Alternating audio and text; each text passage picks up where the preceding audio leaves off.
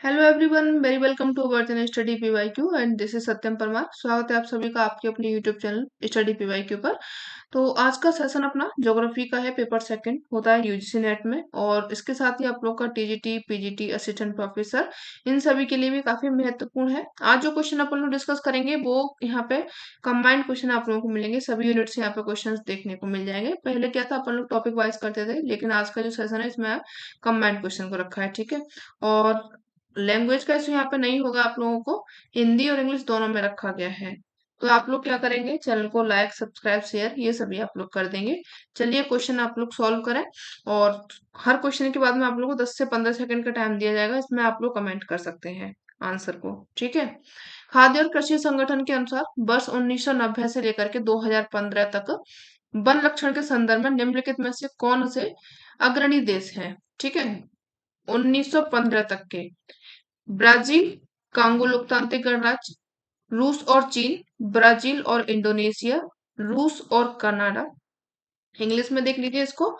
Which were the leading countries in the world in term of forest depletion between 1990 to 2015 as per the food and agriculture organisation. ये क्या है आप लोगों का food and agriculture organisation. इसको आप लोग बोलते हो क्या, शॉर्ट फॉर्म में आप लोगों ने लिखा देखा होगा FAO। ठीक है। ये लिखा देखा है। तो अभी यहाँ पे आपसे पूछ रहा है कि अग्रणी देश कौन सा है। तो जो आपका अग्रणी देश हो जाएगा वो यहाँ पे आप लोगों का ब्राजील और इंडोनेशिया हो जाएगा। ठीक है। Brazil and Indonesia. अब इसको देख लीजिए, FAO क्या है, इसकी स्थापना कब हुई, यहाँ से क्वेश्चन आप लोगों से पूछ लिए जाएंगे। तो देखिए, जो आपके फूड एग्रीकल्चर ऑर्गेनाइजेशन है, इसकी स्थापना हुई थी 16 अक्टूबर 1945 को। ठीक है। तो आपका जो 16 अक्टूबर है ना, इसको कौन सा दिवस बनाया जाता है, इसको बनाया जाता है विश्व खाद्य दिवस। विश्व खाद्य दिवस क्या बनाया जाता है 16 अक्टूबर को, विश्व खाद्य दिवस। किस किस का बर्थडे आता है 16 अक्टूबर को, आप लोग कमेंट में बताइए, उन्हीं को हैप्पी बर्थडे। अब यहाँ पे क्या है, इसमें तो सिर्फ इतना ही हाँ, इसका एक और देख लीजिए, इसका मुख्यालय कहाँ पे है। मुख्यालय इसका आप लोग जानते हैं, रोम की राजधानी। क्या है रोम की राजधानी, बताइए। रोम की राजधानी है इटली। इटली में इसका क्या है, मुख्यालय है। ठीक है। तो ये आप लोग समझ गए। FAO की फूड एग्रीकल्चर ऑर्गेनाइजेशन, इसका जो अग्रणी देश है वो कौन सा हो जाएगा, ब्राजील। ब्राजील के बाद में आप लोगों का रसिया हो जाएगा। ठीक है। अभी यहाँ पे 2020 की भी रिपोर्ट आ चुकी है, उसके अनुसार भी देख लीजिए, अगर आप लोगों से क्वेश्चन पूछ लिया जाए। तो देखिए, जो वो 2020 की रिपोर्ट है, इसमें सर्वाधिक वन क्षेत्रों में जो आता है आप लोगों का रूस है। रूस के बाद में यहाँ पे आप लोगों का ब्राजील है। ठीक है, रूस पहले नंबर पर आ गया। ब्राजील के बाद में आप लोगों का कनाडा है। कनाडा के बाद में आपका USA है। बस इतना ही याद रखिएगा, ज्यादा नहीं। भारत का नाम नहीं है इसमें। ठीक है। चीन इसके बाद में है। USA के बाद में चीन है। वैसे चीन कई जगह पे अग्रणी बना हुआ है। ठीक है। नेक्स्ट क्वेश्चन देखिए यहाँ पे। नेक्स्ट है, संयुक्त राष्ट्र ऊर्जा सांख्यिकी 2022 के अनुसार विश्व में प्राकृतिक गैस के सबसे बड़े और द्वितीय सबसे बड़े उत्पादक देश कौन कौन से हैं। सबसे बड़े और दूसरे नंबर पर पूछा गया है। तो यहाँ पे राज्य दिए गए हैं, सॉरी, यहाँ पे राष्ट्र दिए गए हैं। संयुक्त राज्य अमेरिका और रूस को दिया गया है। रूस और संयुक्त राज्य अमेरिका, संयुक्त राज्य अमेरिका और सऊदी अरेबिया, रूस और सऊदी अरब। तो यहाँ पे देखिए, जो 2022 के अनुसार पूछा गया है, विश्व में प्राकृतिक गैस के सबसे बड़े और द्वितीय सबसे छोटे, which are the largest and second largest natural gas producing countries of the world according to United Nation energy statics 2022। तो यहाँ पे क्या हो जाएगा, आप लोगों का आंसर जो होगा करेक्ट, फटाफट से कीजिए आप लोग। तो देखिए, जो आपका करेक्ट आंसर होगा वो ये हो जाएगा, संयुक्त राज्य अमेरिका हो जाएगा। कौन हो जाएगा, पहले नंबर पर आप लोगों का USA हो जाएगा, दूसरे नंबर पर आपका रूस हो जाएगा। अभी यहाँ पे और भी देख लीजिए, जैसे आप लोगों से कोयला में पूछा जाता है, कोयला में देश कौन सा आगे है। ठीक है। तो अगर आप कोयला की बात करेंगे, तो यहाँ पे आप लोगों का चीन पहले नंबर पर आता है कोयला में। चीन के बाद में आप लोगों का इंडोनेशिया आ जाता है। ठीक है। इंडोनेशिया है। इंडोनेशिया के बाद में USA आता है। USA यहाँ पे थर्ड नंबर पर है। और कोयला के बाद में आप लोगों ने तेल उत्पादन में देखेंगे, तेल उत्पादन में, ठीक है। तो तेल उत्पादन में आप लोगों का यूएसए फर्स्ट पर है। यूएसए के बाद में यहाँ पे रूस हो जाएगा। रूस के बाद में सऊदी अरेबिया हो जाएगा, ठीक है। सऊदी अरेबिया हो जाएगा। अब देखिए यहाँ पे प्राकृतिक गैस में आप लोगों ने देख ही लिया है, संयुक्त राज्य अमेरिका है। और इसके बाद में आप लोगों का रूस हो जाएगा। रूस के बाद में अगर कोई पूछे तो वो आपका थर्ड नंबर पर, यहाँ पे लिख दे रही हूँ, थर्ड नंबर पे आपका ईरान हो जाएगा, ठीक है। इनको आप लोग याद रखिएगा, इम्पोर्टेंट है ये डेटा इम्पोर्टेंट है। कोयला में कौन सा अग्रणी है, तेल उत्पादन हो गया है, और जो आपका प्राकृतिक गैस में आप लोगों ने देख ही लिया है। चलिए नेक्स्ट क्वेश्चन देखिए यहाँ पे, निम्नलिखित में से कौन सा दक्षिण अमेरिकी देश, ठीक है, ये आपको कॉन्टिनेंटल वाइज पूछा गया है, महाद्वीप के अनुसार पूछा गया है। कॉन्टिनेंट सॉरी, दक्षिण अमेरिका देश ओपेक ओपीईसी का अंग है। Argentina, Uruguay, Brazil, Venezuela. Which of the following South American countries is part of OPEC bloc? Argentina, Uruguay, Brazil, Venezuela.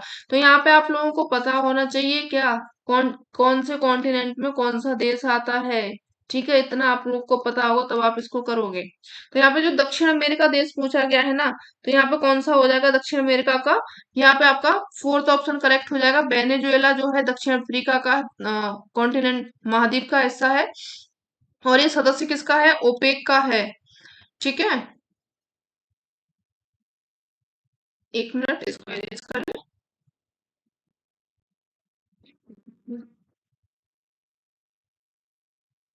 छोड़ो, पता नहीं क्या हो गया, ठीक है। वेनेजुएला हो जाएगा आप लोगों का। अब देखिए यहाँ पे आप लोगों, ओपेक के बारे में आ गया है क्वेश्चन, तो इसको जान लीजिए। ओपेक क्या है, इसकी स्थापना कब हुई, ओपेक की फुल फॉर्म क्या है। तो जो ओपेक है इसकी फुल फॉर्म यहाँ पे लिख दे रहे हैं।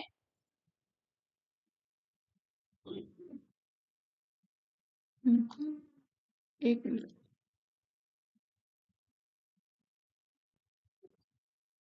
ये काम ही नहीं कर रही।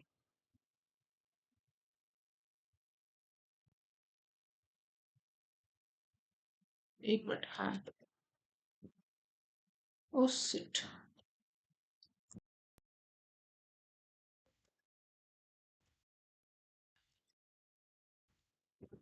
चलिए इंग्लिश में तो है।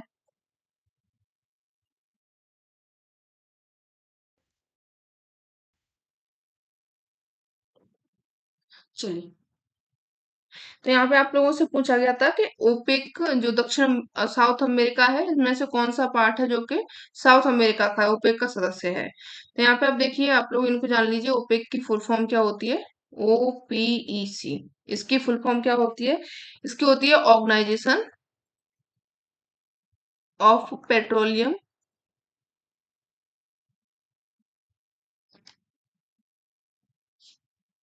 Exporting countries.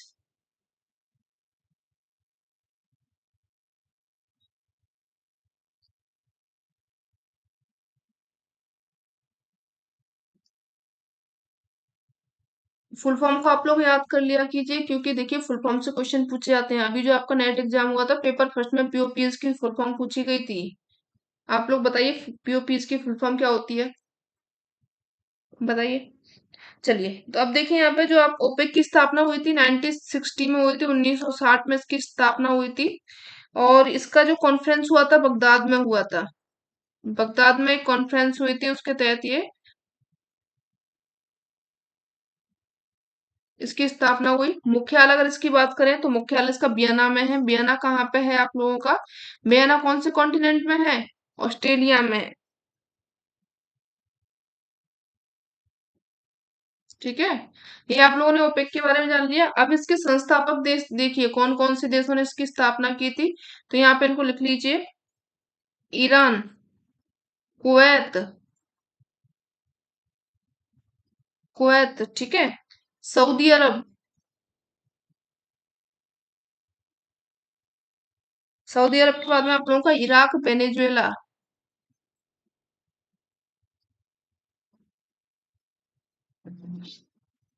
वेनेजुएला, ये आपके क्या हो जाएंगे, संस्थापक देश हो जाएंगे। अब बात आती है कॉन्टिनेंटल वाइज महाद्वीपों के अनुसार, तो महाद्वीपों के अनुसार अगर आप लोग चले गए तो सबसे पहले आप लोग लिखिए, यहाँ पे दक्षिण अमेरिका पूछा गया आप लोगों से, तो दक्षिण अमेरिका को ही ले लीजिए, दक्षिण अमेरिका। ठीक है, तो इसमें आप लोगों के दो देश शामिल हैं, वेनेजुएला और इक्वाडोर।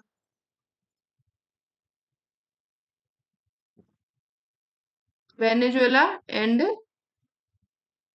इक्वाडोर, ये आप लोगों के दक्षिण अमेरिका के देश हो जाएंगे।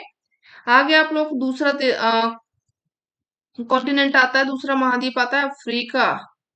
अफ्रीका के कई देश इसमें शामिल हैं, जैसे आप लोगों का Libya, Algeria, Libya, Algeria. Algeria के बाद में आप लोगों का नाइजीरिया। ठीक है, नाइजीरिया के बाद में आपका Angola, Congo, Angola and Congo. ठीक है, अब कौन सा महाद्वीप बचा आप लोगों का? एशिया बचा। एशिया को भी लिख लीजिए यहाँ पे, पेन चेंज कर ले रहे हैं,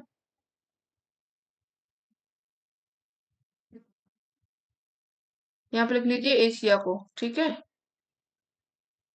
एशिया, एशिया में कौन कौन से देश शामिल है? तो यहाँ पे आप लोगों का ईरान, इराक,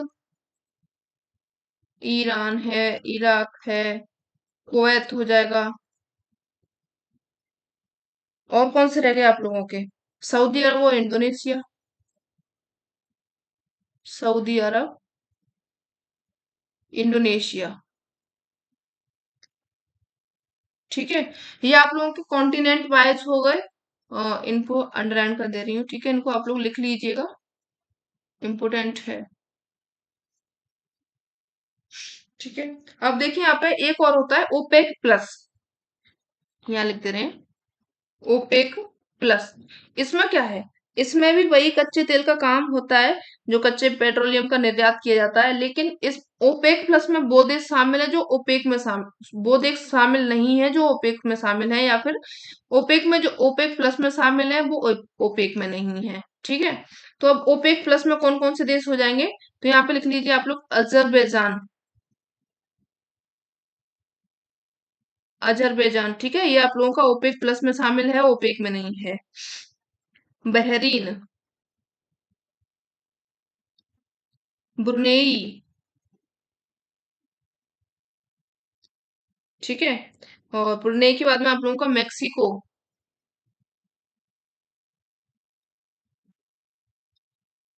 सूडान, दक्षिणी सूडान, और दक्षिण सूडान के बाद में आप लोगों का आता है यहाँ पे ओमान, रूस, ओमान, रूस एंड कजाकिस्तान, मलेशिया। यहाँ पे भी क्या होता है ओपेक प्लस में? यहाँ पे भी कच्चे तेल का निर्यात किया जाता है, लेकिन इसमें उन देशों को शामिल किया गया है जो कि ओपेक में शामिल नहीं है। ठीक है, यहाँ तक हो गया आप लोगों का। चलिए आगे बढ़ते हैं नेक्स्ट क्वेश्चन की तरफ में। ठीक है, डिजिटल बिंब की व्याख्या के लिए निम्नलिखित में से किस बिंब संवर्धन का प्रयोग, विधि अनुप्रयोग किया जाता है? विकिरणात्मक सुधार, ज्यामिति सुधार, स्थानिक लक्षण बदलाव, या फिर आपका नॉइज निवारण। आंसर कीजिए फटाफट से। तो यहाँ पे जो आपका आंसर सही होगा वो क्या हो जाएगा? निम्नलिखित में, इंग्लिश में देख लीजिए यहाँ पे, फोर्थ है शायद ये। विच of the following is applied in image enhancement producer of digital image interpretation, radiometric correlation, geometric correlation, spatial feature manipulation, noise removal। तो यहाँ पर किसका यूज होता है, अनुप्रयोग किया जाता है, किसका किया जाता है बिंब की व्याख्या में, डिजिटल बिंब की में? तो यहाँ पर किया जाता है आप लोगों का स्थानिक लक्षण बदलाव, या फिर आपका spatial feature manipulation. C option, third option आप लोगों का क्या है यहाँ पे क्लियर हो जाएगा। नेक्स्ट देखिए यहाँ पे कोपेन की जलवायु वर्गीकरण के संबंध में निम्नलिखित में से क्या सही नहीं है? ठीक है, कोपेन का जलवायु वर्गीकरण किसने पढ़ा है बताइए आप लोग। अगर पढ़ा है तो इसका आंसर आप लोग कर दोगे। ए एफ को यहाँ पे उष्णकटिबंधीय आर्द्र जलवायु बता रहा है, बी एस को शुष्क मरुस्थलीय जलवायु बता रहा है, और सी एफ वी है इनको समुद्रीय पश्चिमी तट जलवायु बता रहा है। ईटी को यहाँ पे टुंड्रा जलवायु बता रहा है, ठीक है। Which of the following is not correct about Koppen's climate classification? A of tropical humid climate, B S dry desert climate, C F B marine west coast climate, E T tundra climate. तो यहाँ पे कौन सा गलत हो जाएगा, इसको answer आप लोगों को देना है। बताइए यहाँ पे क्या बता रहा है, जो बी एस है इसको ये मरुस्थलीय जलवायु बता रहा है, बताओ ये सही है कि गलत है। अगर ये बी एस की जगह पे मरुस्थली ना होकर के ये यहाँ पे स्टेपी बोल देता, क्या जाता है इसका, चला जाता कुछ, स्टेपी जलवायु बोल देता तो ये क्या हो जाता, आपका सही हो जाता। सही हो जाता तो फिर आप गलत कहाँ से ढूंढते, इसलिए तो इन्हें दिया था ये। तो आपका जो सेकंड ऑप्शन है बी ऑप्शन करेक्ट हो जाएगा, क्योंकि बी एस कैसी होती है, शुष्क, सॉरी स्टेपी जलवायु होती है। बी करेक्ट है। अब देखिए यहाँ पे जो कोपेन महोदय हैं, इन्होंने कुछ वर्गीकरण किए थे, इनको देख लीजिए। इन्होंने क्या किया था, केंडोल के, कोपेन ने आधार किसको माना था, केंडोल को, ठीक है। केंडोल को इन्होंने आधार माना था, और उसमें भी किसको, वनस्पति मंडलों को इन्होंने आधार माना था, और विश्व को जलवायु प्रदेशों में इन्होंने इसका वर्गीकरण किया था। और कई छोटे थे, इन्होंने जैसे अक्षर लिए थे, यहाँ पे देखेंगे आप लोग, अगर सही सभी को लिखेंगे तो टाइम लग जाएगा, पर चलिए देख लेते हैं। बड़ा ए है, इसमें शीत रहित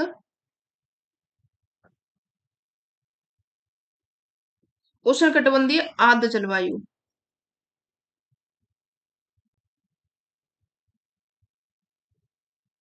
ये आर्द्र जलवायु, ठीक है, ये ए है। बी में जाओगे आप लोग, तो बी बराबर यहाँ पे गर्म शुष्क जलवायु, ठीक है। सी में चलोगे आप लोग, कैपिटल चल रहा है अभी सब, ठीक है।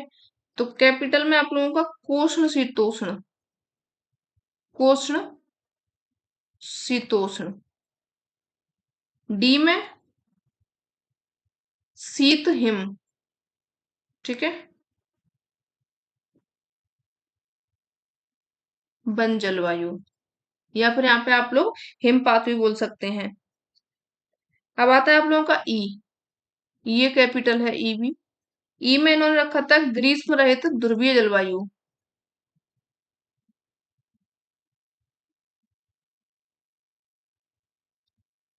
ध्रुवीय जलवायु, ये इन्होंने ई में रखा था। अब आते हैं आप लोगों के स्मॉल लेटर्स। स्मॉल को देखिए यहाँ पे, एफ को स्मॉल रखा था इन्होंने। स्मॉल लेटर में एफ बराबर इन्होंने रखा था वर्ष भर वर्षा, ठीक है, फुल टाइम वर्षा आप लोग समझ सकते हैं, वर्ष भर वर्षा। फिर इसके बाद में इन्होंने छोटे में ही रखा था एम को, एम बराबर इन्होंने मानसूनी वर्षा को रखा था, या फिर इनको आप लोग मानसून बोल सकते हैं। एम के बाद में इन्होंने रखा था एच, ये भी स्मॉल। अब यहाँ से आप लोग स्मॉल देख रहे हो, ठीक है, ये आप लोगों का पेन चेंज कर ले रहे हैं यहाँ से। चलिए, यहाँ से आप लोग का स्मॉल चल रहा है। एच बराबर इन्होंने रखा था स्टेपी,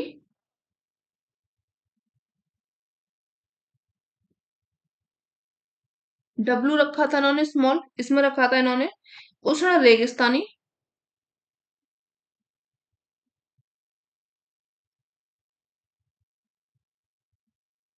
और यहाँ पे एस बराबर था इनका, सॉरी यहाँ पे ये एक डब्लू इन्होंने, हाँ ये तो स्मॉल है ना, कैपिटल बराबर इन्होंने रखा था उष्ण रेगिस्तानी, ठीक है। और जो आपका स्मॉल डब्लू है, यहाँ पे एक और लिख लीजिए आप लोग, स्मॉल डब्लू बराबर इन्होंने रखा था शीत शुष्क।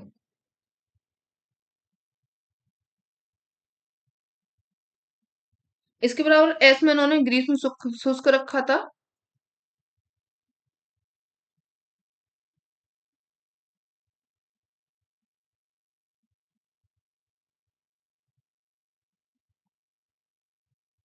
और यहाँ पे आप लोगों का के बराबर शीतल ठंडा रखा था, और के बाद में यहाँ पे आप लोगों का एफ आता है, एफ बराबर हिमाच्छादित रखा था, ठीक है। एक मिनट, दिख रहा है ना आप लोगों को, चलो। अब इन्होंने कुछ स्मॉल लेटर, इनका मतलब इन्हीं को आधार मानकर जलवायु भागों में बांटा था, जैसे कि इनको देखिए, ए एफ। ए एफ बराबर इन्होंने विषुवत-रेखीय वर्षावन रखा था। वर्षावन। ए एम आया। ए एम में इन्होंने रखा था मानसूनी जलवायु। ठीक है, एम बराबर क्या था, मानसूनी।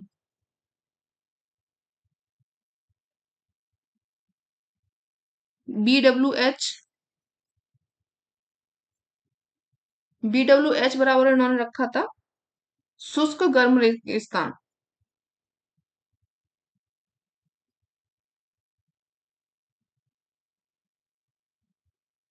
या फिर यहाँ पे आप लोग सहारा तुल्य जलवायु भी लिख सकते हैं, वो भी आप लोगों का गर्म है। इसके बाद में आप लोगों का बी एस आता है, तो ये आपका स्टेपी जलवायु हो जाएगा। सी एस आएगा छोटे में, तो यहाँ पे आप लोगों का भूमध्य सागरीय, ये कई बार पूछा गया है। ठीक है, भूमध्य सागरीय जलवायु, या फिर हमको आप लोग रूम सागरीय भी बोल सकते हैं। फिर आता है आप लोगों का सी डब्ल्यू, चीन तुल्य जलवायु होती है यहाँ पे।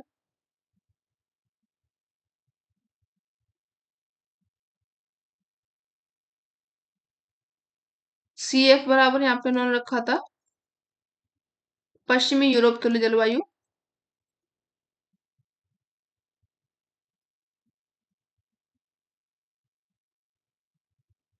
ठीक है, पश्चिमी यूरोप तो हो गया। यहाँ पे अब डी एफ बराबर उन्होंने रखा था सेंट लॉरेंस तुल्य जलवायु।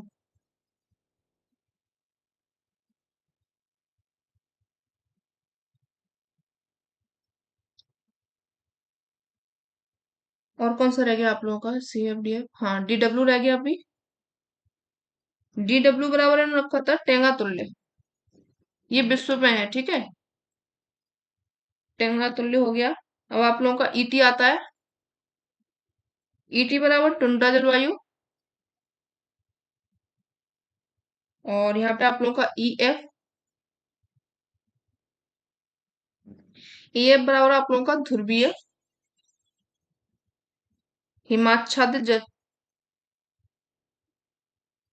जिनमें हमेशा क्या है, बर्फ छाई रहती है। और एक और रह गया आप लोगों का एच, कैपिटल एच। ये आप लोगों का उच्च पर्वतीय वर्षा होती है। ठीक है, उच्च पर्वतीय जलवायु।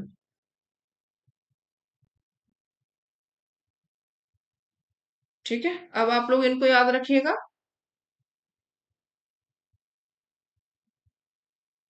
यहाँ पे मैं शायद मैप लगाना भूल गई हूँ। चलिए, आगे कभी क्वेश्चन आएगा उसमें आप लोगों को मैप से भी समझाएंगे, इंडिया के पर्पज में भी और आप लोगों का विश्व में भी। ठीक है, चलिए नेक्स्ट क्वेश्चन देखिए यहाँ पे। ये है नेक्स्ट। जब पृथ्वी के पटल में सेल विभंग होता है और पुनः वही सेल पिंड भिन्न दिशाओं में गतिशील होते हैं, तो उसे कहा जाता है बलन, संधि, भ्रंश या फिर दरार।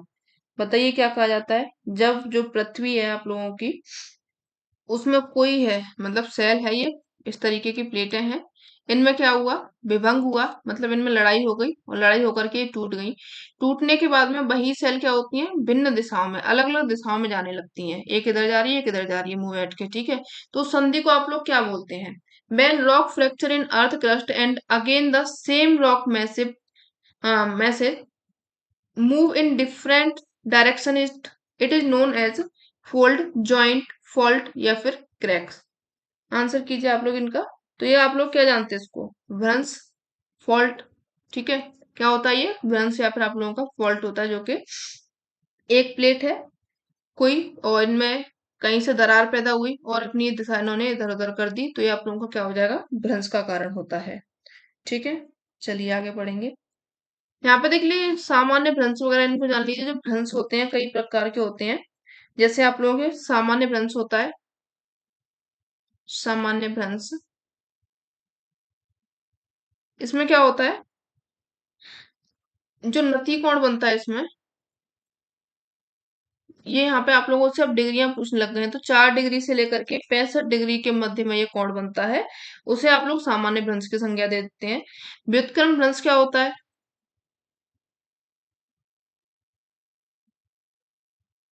व्युत्क्रम भ्रंश में जो नति कोण का मान होता है 90 डिग्री से क्या होता है, अधिक होता है, तो उसको आप लोग क्या बोलते हैं, व्युत्क्रम भ्रंश बोल देते हो। ठीक है, चलिए आगे बढ़िए। नेक्स्ट क्वेश्चन देखिए यहाँ पे, निम्नलिखित स्थल रूपों में से कौन सा विवर्तनिक बलों के कारण निर्मित होता है?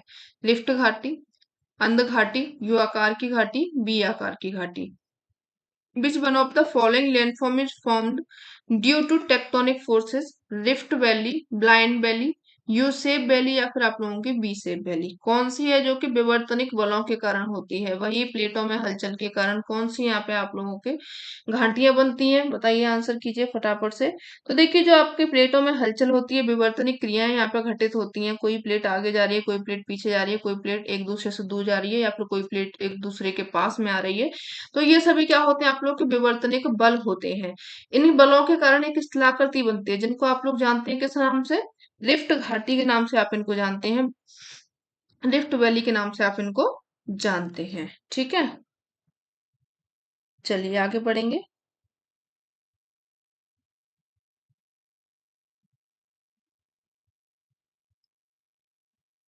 ये क्वेश्चन आप लोगों को थोड़ा छोटा दिख रहा हो तो आप अपने यूट्यूब से इसको थोड़ा सा जूम कर लेना। जिनको हिंदी में देखना हो हिंदी में देख लेना, जिनको इंग्लिश में देखना हो वो इंग्लिश में, दोनों में देखना हो तो पहले हिंदी का इंग्लिश का, या फिर पहले इंग्लिश का या हिंदी का देख लेना।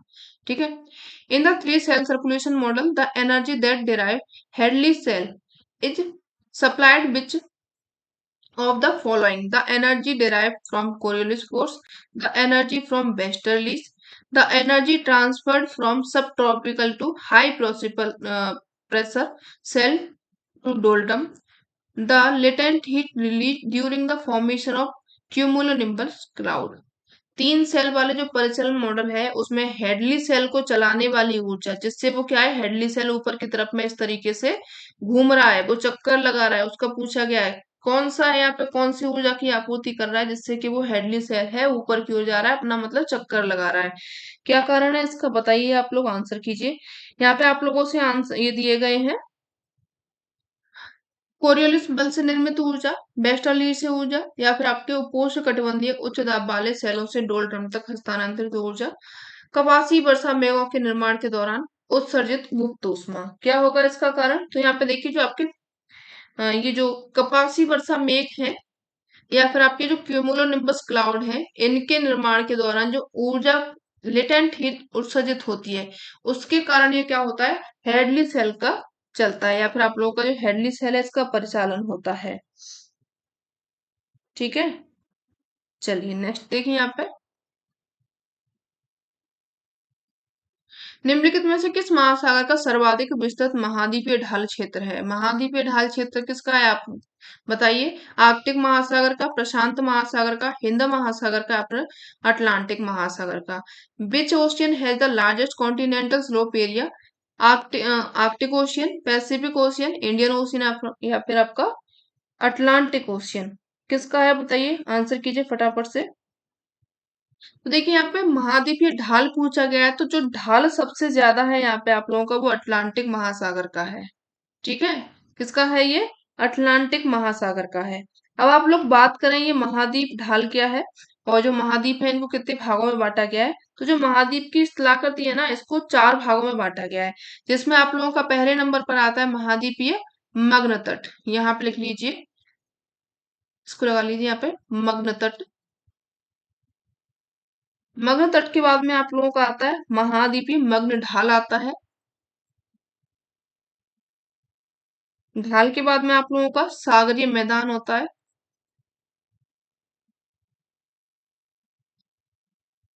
ठीक है, और सागरीय मैदान के बाद में आप लोगों का गर्त आते हैं, जो आपके ट्रेंचेज होते हैं, खाइयां होती हैं। जैसी स्थलाकृतियां आप लोगों को जमीन पर देखने को मिल रही हैं, वैसी स्थलाकृतियां आप लोगों को ओशियन में भी देखने को मिलेंगी। जिस तरीके से पहाड़ है, या फिर आप लोगों की खाइयां हैं, घाटियां हैं, ये सभी आप लोगों को देखने को मिलती हैं कहाँ पे, जो आपका सिंपल मैदान है इस पर। और ऐसी ही आकृति आप लोगों को देखने को मिलती है समुद्र के अंदर। ठीक है, चलिए आगे बढ़ते हैं। जो महाद्वीपीय मग्न ढाल होते हैं, इनका जो निर्माण होता है वो किससे होता है? तो देखिए, जो निर्माण होता है इनका, ज्यादातर जो निर्माण होता है ग्रेनाइट चट्टानों से होता है। ग्रेनाइट चट्टानों से इनका निर्माण होता है। और इनका औसत ढाल अगर पूछे तो 2 डिग्री से लेकर के 5 डिग्री के मध्य इनका औसत ढाल होता है। गहराई अगर इनके देख के पूछी जाए तो आप लोगों को 200 मीटर से लेकर के 3000 मीटर तक इनकी गहराई मापी गई है। चलिए आगे बढ़ते हैं। अब देखिए जो महाद्वीपीय ढाल है, बंग ढाल है, इनका ज्यादा से कम की ओर में क्रम और देख लीजिए। तो सबसे ज्यादा जो महाद्वीपीय ढाल है वो अटलांटिक का है। पहले नंबर पर अटलांटिक आ जाएगा। और अटलांटिक के बाद में आप लोगों का प्रशांत महासागर आता है दूसरे नंबर पर। दूसरे नंबर पर ही लगा हुआ है। और इसके बाद में आप लोगों का हिंद महासागर आता है तीसरे नंबर पर। ठीक है। अरे यार ये तो मैंने आर्कटिक पे लगा दिया। आर्कटिक नहीं, अटलांटिक। यहाँ पे फर्स्ट होगा आप लोगों का, फोर्थ वाला फर्स्ट होगा। ठीक है, ये समझ गए आप लोग। चलिए आगे देखते हैं। ब्यूफोर्ट स्केल किसका मापक है? पवन वेग का, आर्द्रता का, पवन दिशा का, या फिर हिमपात का? Beaufort scale is a measure of wind velocity, wind direction, humidity and snowfall. बताइए किसका मापक है ये? तो देखिए जो आपका ब्यूफोर्ट स्केल है ये मापक किसका है?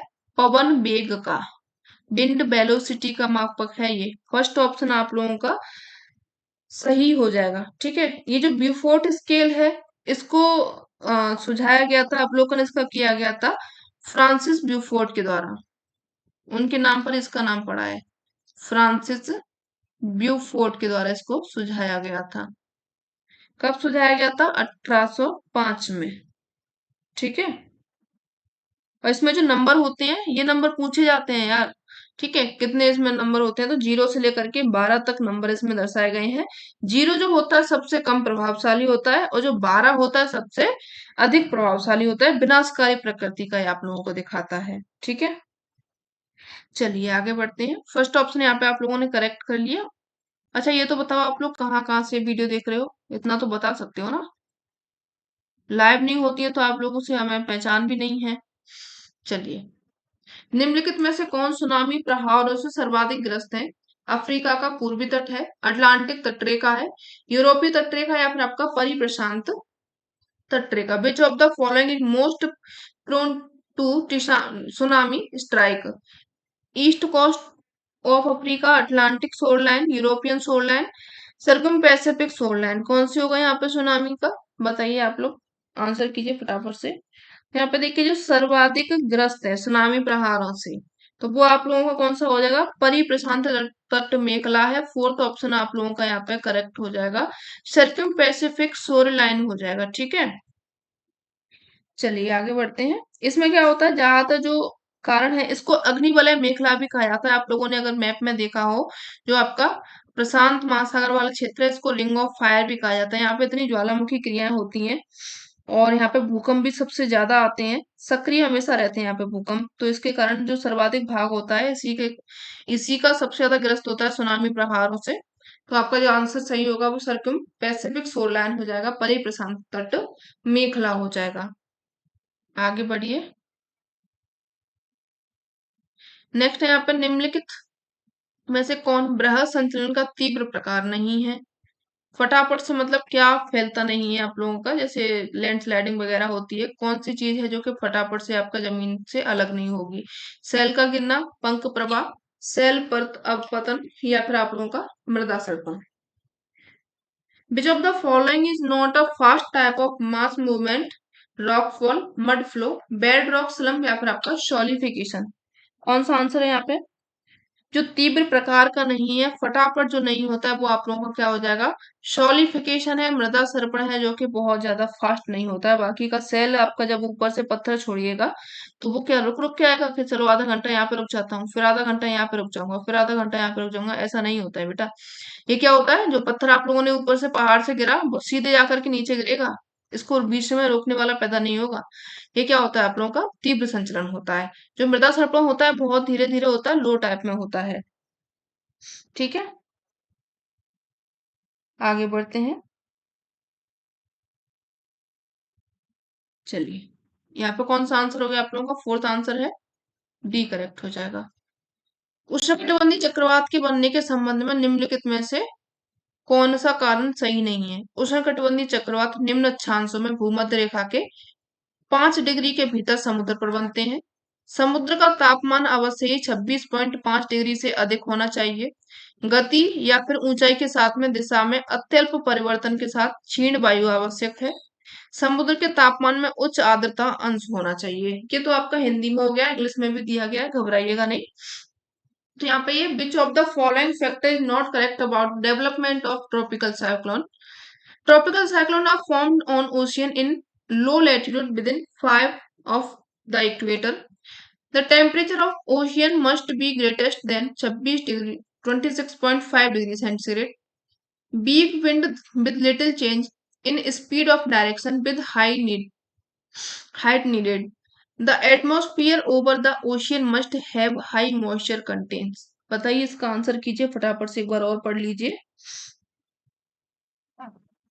तो यहाँ पे आप लोगों से बात कर रहा है उष्णकटिबंधीय चक्रवात बनने की, तो इसमें कौन सा सही नहीं है ये पूछा गया है। तो देखिए जो उष्णकटिबंधीय चक्रवात है इसके लिए कह रहा है कि निम्न अक्षांशों में भूमध्य रेखा के 5 डिग्री के भीतर समुद्र पर बनते हैं। सिर्फ 5 डिग्री के भीतर, यार इतने छोटे थोड़ी ना होते हैं ये।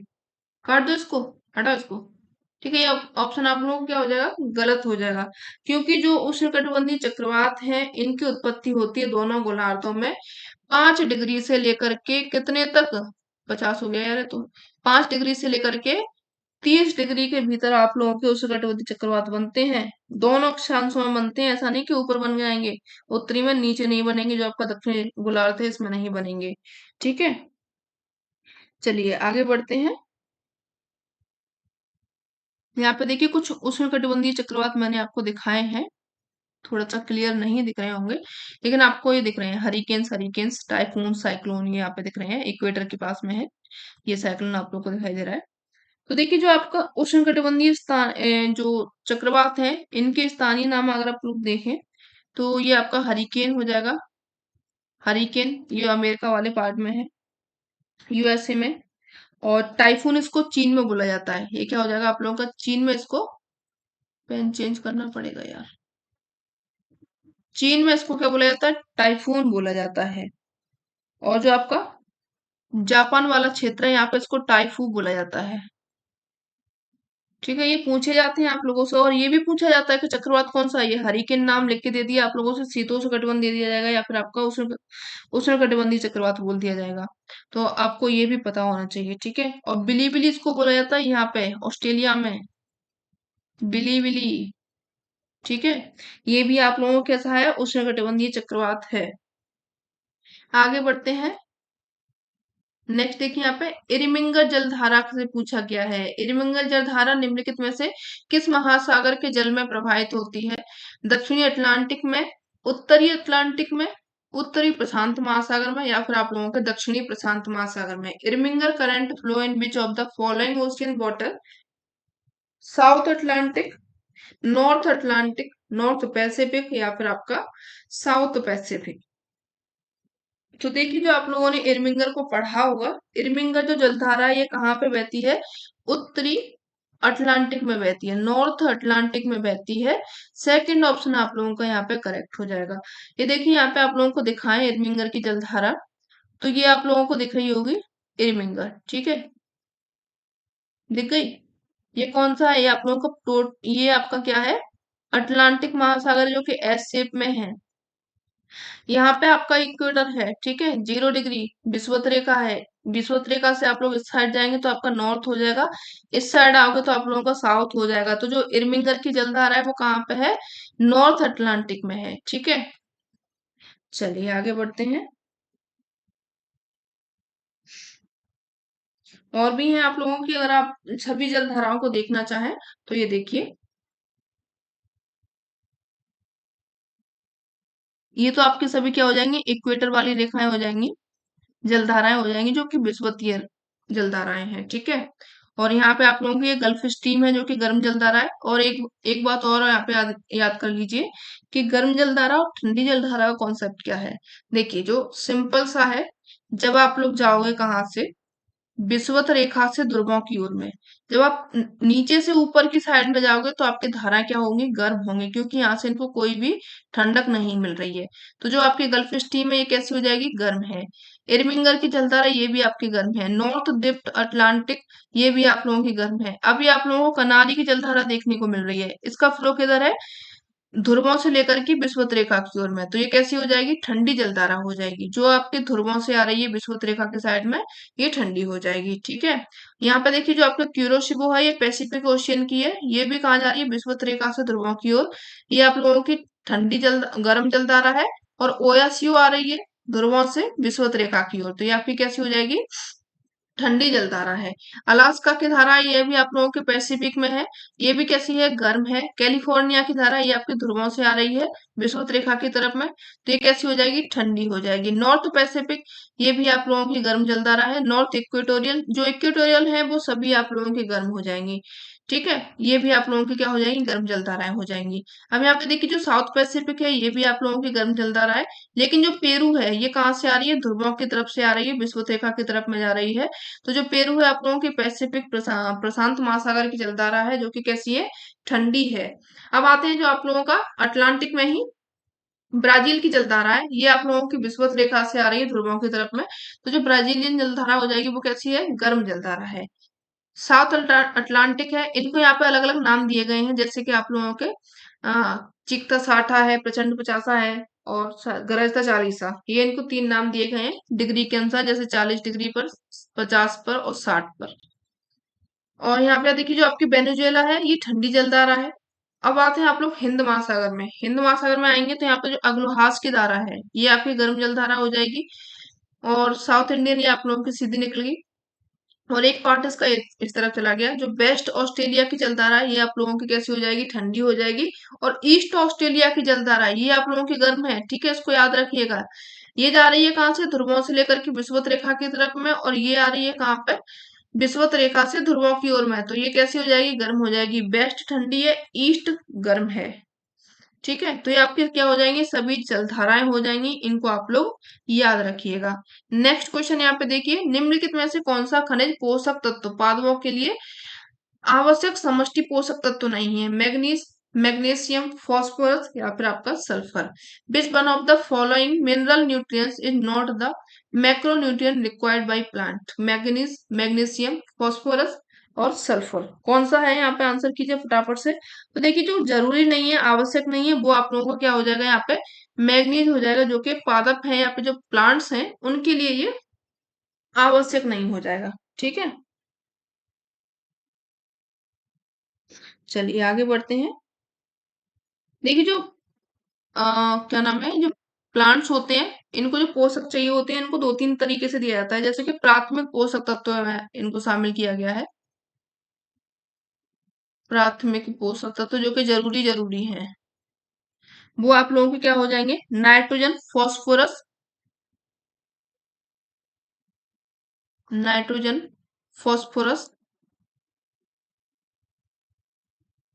ठीक है, और आप लोगों का पोटेशियम। ठीक है, पोटेशियम हो गया। और दूसरा में यहाँ पे आप लोगों का द्वितीयक में, तो यहाँ पे आप लोगों का calcium, magnesium, calcium, magnesium, sulphur. ठीक है, और यहाँ पे आप लोगों का सूक्ष्म पोषक तत्व में आपका आता है, सूक्ष्म में लोहा, जस्ता, बोरॉन, क्लोराइड। ये आप लोगों को किस में आते हैं, सूक्ष्म पोषक तत्वों में आते हैं। ठीक है, तो जो नाइट्रोजन, फास्फोरस, पोटेशियम ये तो जरूरी जरूरी है पौधों के लिए, तभी आपके प्लांट क्या हो पाएंगे, ग्रो कर पाएंगे। आगे देखिए, निम्नलिखित में से कौन सा विकल्प अधोगामी जनसंख्या के बारे में सही विवरण अभिव्यक्त करता है। दीर्घकालिक दीर्घकालिक अपरिवर्तन प्रजनन और मृत्यु दर, व्यापक आधारयुक्त पिरामिड निर्मित करती है, बढ़ती जन्म दर और उच्च मृत्यु दर को। सक्रिय आधार के जो पिरामिड होते हैं वो आपको दिखाती है घटती जन्म दर और निम्न मृत्यु दर। व्यापक आधार के पिरामिड दिखाते हैं जन्म दर हाई है, उच्च जन्म दर है, मृत्यु दर उच्च है। इंग्लिश में देख लीजिए इनको। Which of the following option correctly describe the regressive population and unchanging fertility and mortality rates over a long period of time? यानी कि ना तो जन्म दर में अंतर आ रहा है, ना ही आपके मृत्यु दर में आ रहा है। And increasing birth rate and high mortality producing wide base pyramid, a declined birth rate and low mortality rate producing a narrow Hess pyramid, a high birth rate and high mortality producing a wide base pyramid। तो यहाँ पे आप लोगों का option कौन सा सही होगा, फटाफट से बताइए। कहाँ गया यार हिंदी वाला। ठीक है, ये है आपका हिंदी में। क्या होगा इसका? तो यहाँ पे देखिए जो दिखा रहा है अधोगामी जनसंख्या के बारे में सही विवरण यहाँ पे दिखा रहा है कौन सा, जो संकरा आधार है इसका पिरामिड निर्मित करती है। संकरा आधार यानी कि इसका इस तरीके से बनेगा, यहाँ पे इस तरीके से इस तरीके से इस तरीके से ये बनता जाएगा। ठीक है, मतलब चित्रा मित्रा बन जाएगा। इसका जो बेस है वो कैसा होगा, संकरा होगा। तो संकरी आधार के जो पिरामिड होते हैं वो क्या यहाँ पे दिखाते हैं कि जन्म दर जो है वो घट रही है और जो मृत्यु दर है वो कम हो रही है, यानी कि जो बुजुर्ग लोगों की संख्या है वो ज्यादा हो जाएगी और जो आपके 0 से 15 साल तक के बच्चे होते हैं, 0 से 14 में, तो उनकी क्या होगी, जनसंख्या कम होगी। ठीक है, चलिए आगे बढ़े। प्रतिस्थापन दर क्या व्यक्त करती है, बताइए क्या व्यक्त करती है। यह परिमाणात्मक आयु समूह की प्रति 1000 महिला पर जनसंख्या पर कुल जनसंख्या को व्यक्त करती है, या फिर यह परिमाणात्मक आयु समूह की प्रति 1000 महिला जनसंख्या पर पुरुष जनसंख्या के रूप व्यक्त करती है, या फिर यह परिमाणात्मक आयु समूह के प्रति 1000 महिला जनसंख्या पर महिला जनसंख्या को व्यक्त करती है। प्रति 1000 जनसंख्या पर प्रत्याशित जन्मों की संख्या को ये दिखाती है। तो जो प्रतिस्थापन दर होती है, इंग्लिश में भी इसको देख लीजिए, जो आप लोगों की रिप्लेसमेंट रेट होती है, ये क्या दिखाती है, इट रिप्रेजेंट टोटल बर्थ पर 1000 female population in reproductive age groups. ठीक है, याद रखिएगा इस वाले इसको। In represent male birth per 1000 female population in reproductive age group. It present female birth per 1000 female population in reproductive age group. Number of expected birth per 1000 यानी कि 1000 population। तो जो आपकी प्रतिस्थापन दर क्या होती है, तो ये किसको दिखाती है, ये दिखाती है एक प्रजनन करने वाली दूसरी प्रजनन करने वाली को दिखाती है यहाँ पे, यानी कि एक महिला के द्वारा महिला को ही जन्म को दिखाया जाता है, यानी कि वो भी क्या कर सके, रिप्रोडक्शन कर सके। तो यहाँ पे क्या होगा, ये किसको दिखाती है, ये दिखाती है प्रजनात्मक आयु समूह के प्रति 1000 महिला जनसंख्या पर महिला संख्या का ही रूप को ये व्यक्त करती है। तो यहाँ पे आपका सी ऑप्शन, थर्ड ऑप्शन सही हो जाएगा, यानी कि जो महिला है उसने एक बच्चे को जन्म दिया। अब लड़का तो जन्म नहीं दे सकता, वो जो प्रोडक्शन करेगा वो कौन करेगी, लड़की करेगी। तो यानी कि एक महिला के द्वारा 1000 महिलाओं के द्वारा कितनी महिलाओं को जन्म दिया गया है, ये आप लोगों को क्या होता है, प्रतिस्थापन दर होता है। ठीक है, आगे बढ़िए। नेक्स्ट देखिए, निम्नलिखित में से कौन सा जनसंख्या आंकड़ा स्रोत प्रमुख घटनाओं जैसे कि जन्म, मृत्यु, विवाह आदि का अनिवार्य और विधिक पंजीकरण समाहित करता है।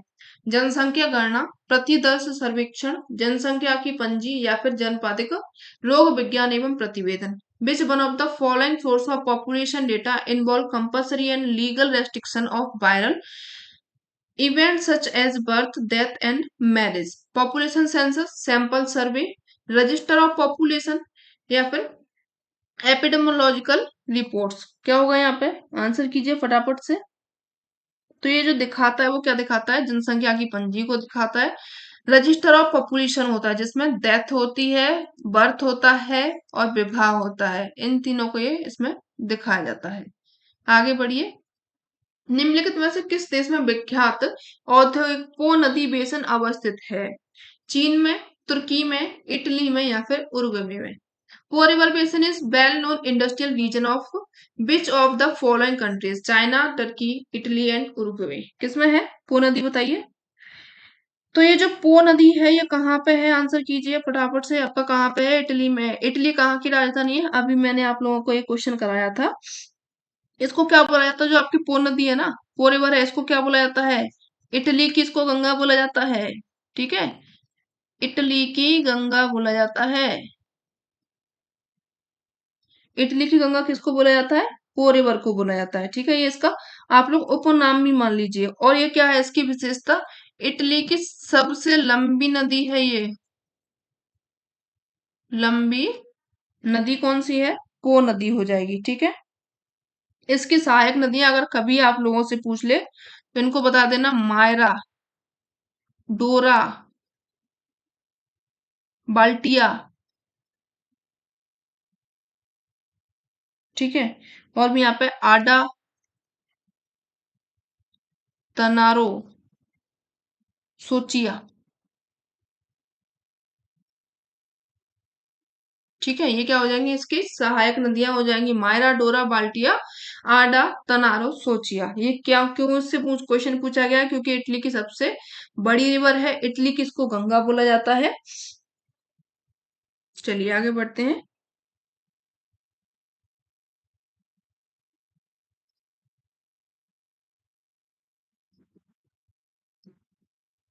नेक्स्ट है यहाँ पे आप लोगों का, निम्नलिखित में से किस विद्वान ने transportation and the social framework कार्य जुड़ा हुआ है? किस विद्वान से जुड़ा हुआ है ये?